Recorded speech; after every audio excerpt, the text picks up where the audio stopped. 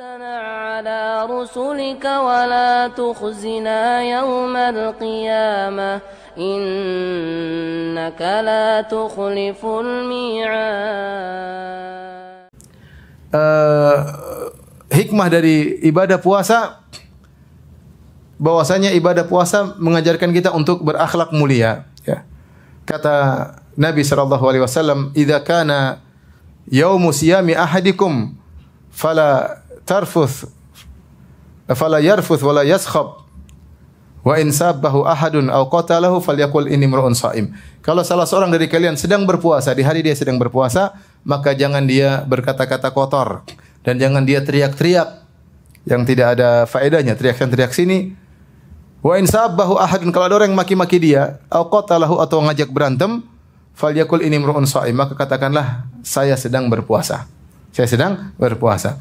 Di sini Rasulullah SAW mengajarkan kepada kita untuk menghargai hari-hari puasa kita dengan menahan diri dari melakukan akhlak yang tidak bagus.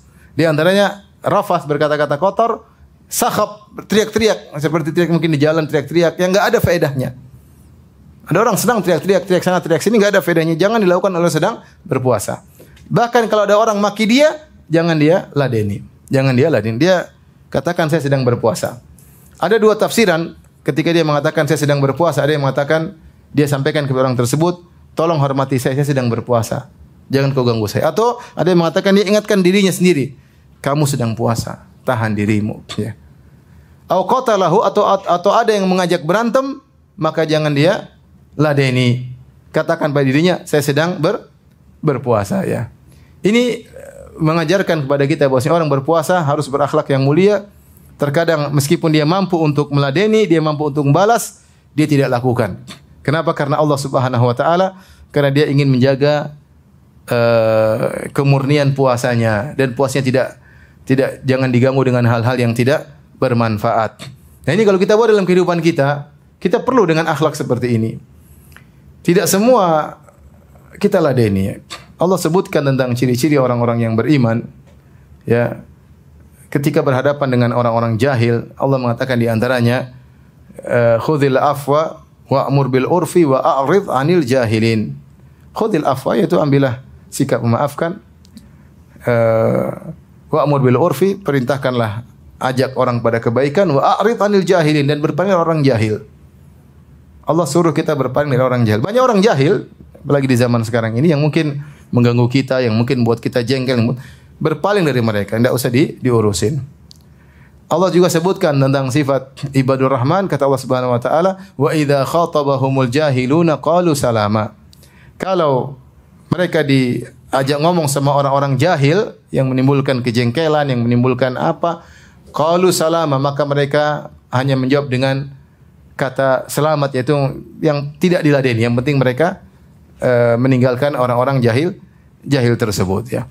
Makanya dalam kehidupan ini terkadang ada orang jahil di sekitar kita yang buat kita emosi, yang buat kita jengkel. Jangan kita ladeni. Jangan kita ladeni. Memang di dunia ini ada orang-orang seperti itu, ya. Nah, tugas kita berhadapan orang seperti itu, kita cuekin. Jangan diambil hati, cuekin saja. Kalau bisa tidak berinteraksi dengan mereka lebih baik. Kalau kebetulan lewat saja tanpa harus berinteraksi dengan mereka. Sabar, ya. Tapi kalau kita kemudian kita ladeni, hanya menghabiskan umur kita, ya. Makanya ketika di medsos banyak sekali orang meladeni orang-orang jahil, ya. Terkadang debat di medsos, tidak tahu yang dilawan siapa. Debat mati-matian, ternyata yang dilawan bencong. Ya. Menang juga gimana, kalah apalagi memalukan. Ya. Sama kalau kita sama mak-mak kan percuma. Mak-mak kita menang dari mak-mak juga, apa yang mau dibanggakan? Kalau kalah lebih memalukan. Enggak usah debat sama mak-mak, ya. Percuma, ya. Oleh karenanya terlalu banyak orang jahil. Kalau kita mau gubris semua orang jahil tersebut, habis umur kita akan kreativitas kita akan terhenti gara-gara sibuk ngurusin orang-orang jahil, ya. Maka tidak semua harus kita ladeni. Kemudian di antara hikmah yang dinaskan, yang benar-benar ada dalilnya tentang puasa adalah puasa mengajarkan kepada ketakwaan, ya. Kata Allah Subhanahu wa taala, ya ayyuhalladzina amanu kutiba alaikumus siyamu kama kutiba alal ladzina min qablikum la'allakum tattaqun. Wahai orang-orang yang beriman, diwajibkan atas kalian berpuasa sebagaimana diwajibkan seorang sebelum kalian agar kalian bertakwa. Jadi puasa itu adalah sarana untuk meraih ketakwaan. Maka jika seorang tidak meraih ketakwaan dengan puasa, maka puasanya tidak ada faedahnya. Kalau dia ternyata dengan berpuasa, dia tidak meraih ketakwaan, maka puasanya tidak ada nilainya. Benar secara kewajiban sudah gugur, tapi dia nggak ada nilainya. Contoh dia berpuasa tapi tetap korupsi, percuma. Puasa dia tidak ada nilainya. Dia puasa tapi bohong terus, percuma. Puasa tidak ada nilainya. Rasulullah SAW bersabda, "Man lam yada' qaula zur wal jahla wal amala bihi, falaysa lillahi hajatun fi ayyada' ta'ama wa syarabahu." Siapa yang berpuasa namun tidak meninggalkan perkataan dusta, Allah tidak butuh dengan lapar dan dahaganya. Kata Nabi SAW, ya, rubba sha'imin laisa lahu min siyamihi ilal ju' wal atash. Betapa banyak orang yang berpuasa dia tidak meraih dari puasanya kecuali lapar dan dahaga. Lapar dahaga puasanya gugur, tidak wajib lagi, tapi pahala tidak ada. Pahala tidak ada. Kenapa? Karena dia tidak meraih ketakwaan dengan puasanya tersebut.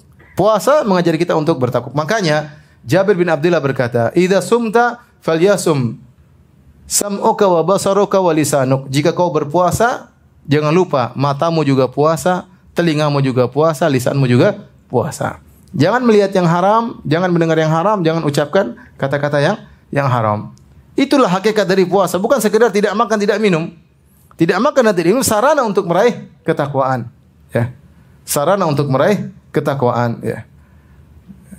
Tapi kalau kita berpuasa ternyata kita terus bermaksiat dalam puasa tersebut, maka puasa tadi tidak ada nilainya.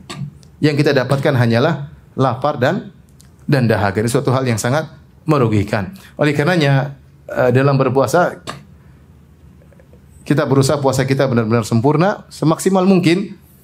Maka jaga pandangan, ya. Jaga pandangan, ya. Kawan-kawan sekalian kalau lagi puasa hati-hati lihat medsos, ya. Di medsos banyak sekali pencuri-pencuri pahala, ya. Banyak sekali cewek-cewek yang terlihat di medsos, ya. Kalau kita melihat cewek-cewek tersebut yang terbuka auratnya, pahala kita kena roaming, ya. Kalau cewek-cewek Indonesia roaming lokal, kalau luar negeri roaming internasional. Sayang. Belum tentu kita bisa puasa tahun depan. Puasa sempurnakan, ya. Hati-hati, ya, hati-hati. Berusaha berpuasa tidak maksiat sama Allah Subhanahu wa taala. Kalau pas kita lihat, ya astagfirullah, kita palingan pandangan, ya. Jangan sampai kita ketika berpuasa kemudian kita bermaksiat, kita tidak menghargai puasa kita. Karena tujuan puasa adalah untuk meraih ketakwaan kepada Allah Subhanahu wa taala. Puasa hanyalah sarana, takwa adalah tujuan utama. Kalau sarana tersebut tidak meraih ketakwaan, percuma sarana tersebut.